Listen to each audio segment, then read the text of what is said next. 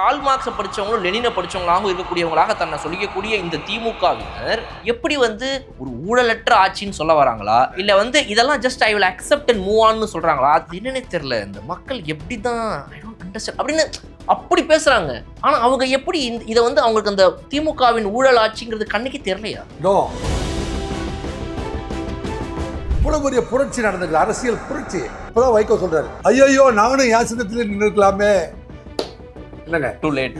It is too late my dear. ஐயோ நான் இனிமேல் எங்கப்பா நீ அரசியல் பண்ணி 38 மாவட்ட செயலாளர்களையும் 34 மந்திரிகளையும் தவறு செய்யாதவர்களாக வழி நடத்துவார்கள். அதை இழுத்து பிடிச்சி ஓட்ட தெரிகிற ஆளு இல்லையே அப்படிங்கிற ஒரு கேப்பை தான் யார் உணர்ந்தாரு? ரஜினிகாந்த் உணர்ந்தாரு. பயணம் பண்ண கன்சிஸ்டன்சி இல்லை, செல்ஃப் பிலீஃபே இல்லை.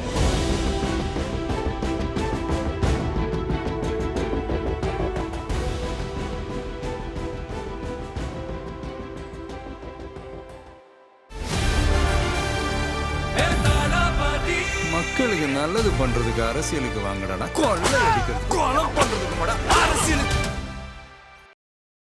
லெனினை படித்து, மார்க்ஸை படித்து, சேக்வேராவை படித்து, எல்லாரையும் படிச்சுட்டு கடைசியில் திமுகவுடைய அரசை நல்ல அரசு, நாங்கள் எதுவுமே பண்ணல, இந்த ஒரு அரசை விட ஒரு சிறந்த அரசு வேணுமா, இதுவாக தோற்று போச்சு, எப்படி மக்கள் இவங்களுக்கு ஓட்டு போடாமல் போனாங்க அப்படின்னு கேட்குறாங்களே. அப்படி யார் கேட்டாங்க? மக்கள் பல பேர்.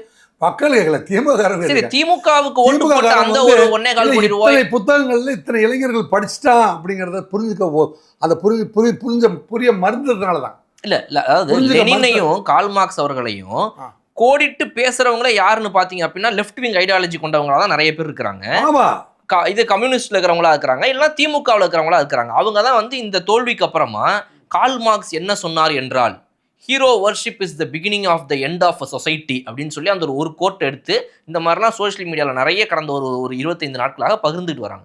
நான் அதை தான் கேட்குறேன், கால் மார்க்ஸை படித்தவங்களும் லெனினை படித்தவங்களாகவும் இருக்கக்கூடியவங்களாக தன்னை சொல்லிக்கக்கூடிய இந்த திமுகவினர் எப்படி திமுக ஒரு ஊழலற்ற ஆட்சின்னு சொல்ல வராங்களா இல்லை இதெல்லாம் just I will accept and move ஆன்னு சொல்கிறாங்களா? அந்த இது எனக்கு புரியலன்னு. புரியல. நீங்க இந்த இடத்துல ரொம்ப கவனமா, தங்களை நீங்க மட்டும் இல்ல இங்க பார்த்திருக்கோம் அத்தனை பேருமே கவனிக்க வேண்டிய ஒரு அற்புதமான கேள்வி. தங்களை ரொம்ப அறிவார்ந்தவர்களாகவும் இன்டெலெக்சுவல் பீப்புளாகவும் சொல்லக்கூடிய அந்த டிஎம்கே ஓட்டர்ஸாக தங்களை ரொம்ப எலீட்டா, அது என்னன்னே தெரியல. இந்த மக்கள் எப்படி தான் ஐ டோன்ட் அண்டர்ஸ்டாண்ட் அப்படின்னு அப்படி பேசுறாங்க. ஆனா அவங்க எப்படி இதை அவங்களுக்கு அந்த திமுகவின் ஊழல் ஆட்சிங்கிறது கண்ணுக்கு தெரியலையா? அதாவது இவர்கள் அரசியல் பயணத்துல இந்த கட்டுக்கோப்பை விட்டு விலகி சென்றால் நம்ம மிக பெருசாக ஐடென்டிட்டி இல்லாமல் போயிடுவோமோ அப்படிங்கிற பயத்தில் ஓட்டிகிட்டு இருந்தவங்களா ஒழிய, நல்லா கவனிச்சிட்டிங்களா இல்லையா? பாஜக வந்துடும்ன்ற பயத்தில் இதை பிடிச்சி இந்த அரசியல் களம் விலை கொடுத்து வாங்கியோ பணம் கொடுத்து வாங்கியோ ஒரு கட்டமைப்புக்குள் கட்டப்பட்டு வைத்திருக்கிறது. இதில் எதிர் நீச்சல் போட்டோ அல்லது எதிரடி கட்டமைப்போ பண்ணுனா வெல்ல முடியாத சூழ்நிலை இருக்குது அப்படிங்கிறத உணர்ந்ததுனால அவங்க பயணம் பண்ணிட்டு இருந்தாங்களே ஒழிய, அவங்களாம் உங்களை ரியல் லவ் பண்ணிட்டாங்க அப்படின்னு நீங்கள் நினச்சிட்டு இருந்தீங்கன்னா very poor understanding my dear. They're waiting for the opportunity. என்னங்க ஒரு தனி அப்போதான் இப்போ சொல்கிறாரு, இப்போ தான் வைகோ சொல்கிறாரு, ஐயோ நானும் என் சின்னத்திலே நின்று இருக்கலாமே. இல்லைங்க, too late. It is too late my dear, it is too late. இல்லைங்க, ஐயோ நான் இனிமேல் எங்கப்பா நீ அரசியல் பண்ணி, இல்லை தனி சின்னத்தில் நின்று அப்புறம் கூட்டாட்சியில் போய் கலந்து, எவ்வளோ லேட்டு, எவ்வளோ பெரிய. இப்போ நான்லாம் சின்ன வயசில் வைகோவை அப்படியே நெஞ்சில் தாங்கி பயணம் பண்ணின ஒரு ஆள் நான். ஏன்னா அவரை அண்ணாமலை பல்கலைக்கழகத்தில் என்னங்க நான் அவரை கூட்டிகிட்டு ஒரு மிகப்பெரிய சொற்பொழிவை நிகழ்த்தியிருக்கிறேன் நான். அப்போல்லாம் அவரை ரயில்வே ஸ்டேஷனில் வழி அனுப்ப போகும்போது வைகோவே நான் போய் வழி அனுப்பிட்டு வந்தேன் அப்படின்னு சொல்லி பெருமைப்பட்டக்கூடிய அவருடைய அரசியல் சித்தாந்தங்களும் நியாயங்களும் அப்படி இருந்துச்சு. அப்பேற்பட்ட மனிதரே நீங்கள் கொடுக்குற சீட்டை கொடுங்க, உங்கள் சின்னத்துலேயே நான் நிற்கிறேன், நாங்களாம் எதிர்த்து பேசுகிற ஆள் கிடையாது அப்படிலாம் பேசினார். பார்த்தீங்களா எப்படி மாறிச்சு? அப்படி ஏன்னா விஜயநகர பேரரசு வந்ததுக்கப்புறம் இங்கே சிற்றரசர்களும் ஜமீன்தாரர்களும் இருக்கக்கூடாதுங்கிறதுக்காக, என்னுடைய கண்ட்ரோலில் இவங்க எல்லாருமே இருக்கணுங்கிறதுக்காக பாளையக்கார சிஸ்டத்தை 72 பாளையக்காரர்களை இன்ட்ரடியூஸ் பண்ணாங்க. அந்த பாளையக்கார சிஸ்டம் என்னென்னா, நிலம் பூரா அப்படியே விஜயநகர பேரரசுக்கு சொந்தம். தமிழர்கள் நிலங்கள் அத்தனையுமே விஜயநகர பேரரசுக்கு சொந்தமாயிருச்சு. அவங்க வந்து வரி வசூல் பண்ணி தங்களை வந்து கட்டமைப்பை பெருசு பண்ணிட்டு மற்ற எல்லாரையும் அடிமையாக வைத்து கொண்டார்கள். அந்த மாதிரி அதே சிஸ்டத்தை தான் வந்து மு.க. ஸ்டாலின் அவர்கள் வரி வசூல் செஞ்சு தன்னை வந்து மிகப்பெரிய குடும்பமாய் கட்டமைத்து கொண்டு இந்த 38 மாவட்ட செயலாளர்களும் வந்து பாளையக்காரர்களாக செயல்பட்டார்கள். இங்கே ஒரு 38 மாவட்டம், அங்கே வந்து 38 மந்திரிகள், 34 மந்திரிகள், 38. இதைத்தான் வந்து நம்ம தமிழா பாண்டியன் வந்து அலிபாபான்னு சொல்கிறாரு. இதுக்கு ரிசல்ட் அதுதான். அலிபாபா என்ன செய்கிறாருன்னா, மாவட்ட செயலாளர்களாக 40 பேரையும் மந்திரிகளாக 40 பேரையும் நீங்களாம் வந்து எவ்வளவு வேணாலும் வந்து நீங்கள் பண்ணிக்கலாம், கப்பம் கட்டி எங்களை வந்து ஸ்ட்ரைட்டாக வச்சுங்க, தேர்தல் வருகின்ற போது செலவு பண்ணி நாம் ஜெயிச்சிடலாம். இது வந்து ஒரு ஓல்டஸ்ட் சிஸ்டம். இது வந்து ஒரு வேடிஸ் ஆகிப்போச்சு. இதைத்தான் வந்து ரஜினிகாந்த் உள்வாங்கினார், இதைத்தான் வந்து ஆதவர்ஜனா உள்வாங்கினார்.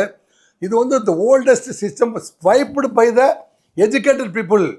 இவ்வளோ பெரிய புரட்சி நடந்திருக்கு, அரசியல் புரட்சி. நீங்கள் எதிர்பார்த்தீங்களா இப்படி ஒரு அரசியல் புரட்சியை? நீங்கள் வந்து அரசியலே ரொம்ப நாளாக வந்து உள்வாங்கி நீங்கள் இருக்கீங்க. எந்த இயர்லேருந்து நீங்கள் வந்து அரசியலை ஃபாலோ பண்ணுறீங்க? நான் வந்து டாக்டர் கலைஞர் அவர்கள்ட்ட தான் அரசியலே வந்து கற்றுக்கிறேன். டாக்டர் கலைஞருடைய ஒவ்வொரு பிறந்த நாளுமே வந்து ஒவ்வொரு வார்த்தையுமே வந்து 3 தடவை நான் கவனிப்பேன். அவர் என்ன சொல்கிறாருன்னா பார்த்தீங்கன்னா, கலை என்றால் என்ன, இலக்கியம் என்ன, ஆர்ட்ஸ் அண்ட் சயின்ஸ். அதுக்கு சொல்கிறாரு, உள்ளதை உள்ளபடி சொல்வது அறிவியல், உள்ளதை உணர்ந்தபடி சொல்வது கலை அப்படின்னு சொல்லுவார். Arts and science. நான் வந்து MPhil economics. What is arts அப்படின்னு கேட்டால் அதுக்கு நிறைய பேர் சொல்ல வராது. கலைஞர் சொல்லி தான் எனக்கு இது தெரியும். இல்லைங்க, கலை என்றால் என்ன, அறிவியல் என்றால் என்ன? அறிவியல் என்பது உள்ளதை உள்ளபடி சொல்வது, கலை என்பது உள்ளதை உணர்ந்தபடி. எவ்வளவு எளிதாக வந்து கலைஞர் வாயால் சொல்லப்பட்டது. அதை உள்வாங்கி தான் வந்து கலைஞருடைய ஒவ்வொரு சொல்லுமே வந்து 3 அர்த்தங்களை கொண்டதாக இருக்கும். ஒருவேளை கலைஞர் அவர்கள் வந்துட்டு அரசியலில் வந்துட்டு முழு நேரமாக எடுக்காமல் இந்த மாதிரி கலை இலக்கியம் இதெல்லாம் வந்து முழு நேரமாக எடுத்திருந்தா இன்னும் கொஞ்சம் நல்லா இருந்திருக்குமோ? இல்லை, அவர் வந்து உச்சத்தை அவருடைய காலத்தில் வந்து முத்தமிழ் அறிஞராகவும் வாழ்ந்துட்டார், சிறந்த முதல்வராகவும் வாழ்ந்துட்டார். அவருக்கு பிறகு தான் வந்து இந்த கேப்பில் தான் வந்து இப்போ இந்தியா முழுவதுமே என்ன செஞ்சாங்க, தமிழ்நாட்டில் ஒரு அரசியல் கேப் வந்துருச்சுன்னு சொல்ல வேண்டிய காரணம் என்னென்னா, ஆளுமை மிக்கவர்களாக அந்த 38 மாவட்ட செயலாளர்களையும் 34 மந்திரிகளையும் வந்து தவறு செய்யாதவர்களாக வந்து வழி நடத்துவார்கள். அந்த 7 ரதத்தை கட்டி வந்து கிருஷ்ணர் வந்து பயணம் பண்ணுற மாதிரி அதை இழுத்து பிடிச்சி ஓட்ட தெரிகிற ஆள் இல்லையே அப்படிங்கிற ஒரு கேப்பை தான் வந்து யார் உணர்ந்தார்? ரஜினிகாந்த் உணர்ந்தார். பயணம் பண்ணல, கன்சிஸ்டன்சி இல்லை, செல்ஃப் பிலீஃபே இல்லை. எஸ், கன்சிஸ்டன்சி இல்லாதனால சைட் ட்ராக் ஆகிட்டார். அதுக்கப்புறம் சீமான் கன்சிஸ்டன்சி இல்லை, கன்சிஸ்டன்சி இருக்குது அப்படிங்கிறது நாங்கள் உள்வாங்கினதால தான் எக்ஸிட் போலுக்கு முதல் நாளில் உட்காந்து இதே மாதிரியான ஒரு பேட்டியில் திமுகவிலேருந்து 10% முன்னாடியே போயிடுச்சு, அதிமுகவிலேருந்து 10% போயிடுச்சு, அவர்கிட்ட 15% 18% இருக்குது, ஆக அவர் தொடங்குறதே 38 அப்படின்னு சொன்ன முதல் ஆள் ஆர்ஆர் ரவீஸ் தான். எனக்கு பின்னாடி தான் வந்து என்னுடைய சீனியர் திரு எம் ரவி ஐபிஎஸ் அவர்கள் வந்து அவர் வந்து எக்ஸிட் போலுக்கு அடுத்த நாள் சொன்னார். நான் எக்ஸிட் போலுக்கு முதல் நாளே நான் சொன்னேன், நாங்கள் 2 போலீஸ் ஆஃபீஸரும், ஏனென்றால் நாங்கள் அவர் ரவி சாரும் நானுமே டாக்டர் கலைஞரை உள்வாங்கியிருக்கிறோம், ஜெயலலிதா அம்மையாரை உள்வாங்கிக்கிறோம், பழனிசாமி அவர்களை உள்வாங்கியிருக்கிறோம், இவங்க எல்லாருமே உள்வாங்கியிருக்கிறோம். எல்லா முதலமைச்சர்களையும் உள்வாங்கி இவங்கெல்லாம் என்ன சொன்னதுனால மக்களை வந்து தன்னுடைய அவங்க வந்து அந்த பிரெயின் வாஷ் சொல்ல முடியாது, மக்களை வந்து அவங்களுடைய வார்த்தை வசீகரத்துக்குள்ள அல்லது அவங்க சிந்தனை வசீகரத்துக்கு வெளியே போக விடாமல் ஒரு வட்டத்தை போட்டு வைத்து கொண்டார்கள். அந்த சிந்தனை வைப்ரேஷன் அந்த வட்டத்துக்குள்ளே வந்து அப்பாவால் வைக்க முடியல. சீமான் அவர்கள் ஒரு அரசியல் கட்சியாக இல்லாமல் ஒரு மக்கள் இயக்கமாக பேசாமல் இருந்தால் இன்னும் கொஞ்சம் நல்லா இருக்குமோன்னு எனக்கு ஒரு சின்ன ஆலோசனை கேட்குது. இல்லை, அவருக்குன்னு ஒரு காலம் வருமா வராதான்னு எனக்கு தெரியல. விஜய் வந்து அந்த இடத்துலலாம் ஃபில் பண்ணிட்டா அவருக்கு எப்படி காலம் வரும்? அவரே அந்த முள்ளிவாய்க்கால் நினைவு நாள் மாநாட்டில் என்ன சொல்கிறாருன்னா, நம்மளை மாதிரி ஒரு இவங்களெல்லாம் வந்துட்டு அறிவார்ந்த மக்களுக்காக செயல்படணும்னு நினைக்கிற நம்மளை மாதிரி ஆட்களெல்லாம் இந்த மக்கள் ஏற்றுக்கிறதுக்கு குறைஞ்சது இன்னொரு 25 வருஷம் ஆகும் அப்படின்னு அவரே சொல்கிறார். இல்லை, அப்படி நியாயமே இல்லை. அவர்கிட்ட ஒரு பெரிய குறை என்னன்னு இன்றைக்கே ஆயிருக்க முடியும். அவர்கிட்ட வந்து கன்சிஸ்டன்சி இல்லை. இப்போ கூட என் தம்பி ஆட்சிக்கு வரட்டும் அப்படின்னு தான் சொல்கிறார். பாசத்தோடு வந்து எப்போ எனக்கு போடலன்னு என் தம்பிக்கு போட்டு சொன்னார். எலெக்ஷனுக்கு முன்னாடியே சீமான் வந்து முடிஞ்சால் எனக்கு போடு, இல்லைன்னா என் தம்பி வந்திருக்கு அவனுக்கு போடு அப்படியே சொல்லியிருக்காரு. சொன்னார்.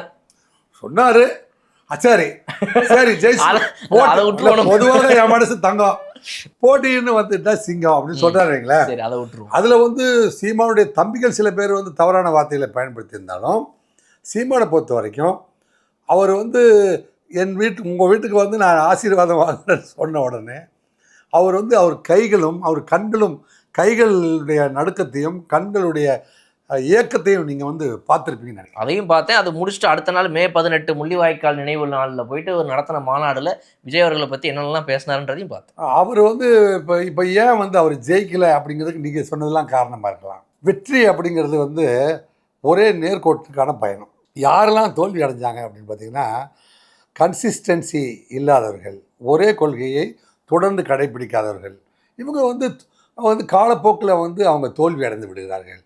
அதனால் தோல்வி அடைந்தவர்களுடைய வரலாறு எதிர்காலத்துக்கு அவர்களுக்கே அது பாடமாக அமையட்டும். இல்லையென்றால் பாடத்தை அவர்கள் முழுமையாக கற்கிற வரைக்கும் மக்கள் உங்களுக்கு பாஸ் மார்க் போட போகிறது இல்லை, அது உங்களுக்கானது. அதனால் அவங்கள அந்த இடத்துல இப்போது நம்ம எப்போவுமே வந்து எப்பொருள் யார் யார் வாய்க்கு எப்படின்னு அப்பொருள் மேய்ப்பொருள் காண்பது அறிவு. அதில் தீமைகள் பல்வேறு செய்து சொன்னால் அன்னப்பறவை மாதிரி நம்ம வந்து அவர் செஞ்ச நன்மைகளை மட்டும் நம்ம எடுத்துக்கலாம்னா, அவருக்கு வந்து சுற்றுப்புற சூழ்நிலைகளையும் மலைகளையும் நதிகளையும் பாதுகாக்கணும் அப்படிங்கிறதுல வந்து உண்மையிலுமே வந்து பேரார்வம் கொண்டவர் சீமான் அப்படிங்கிறதுல நான் பல்வேறு நிகழ்வுகளை நான் பார்த்துருக்குறேன்.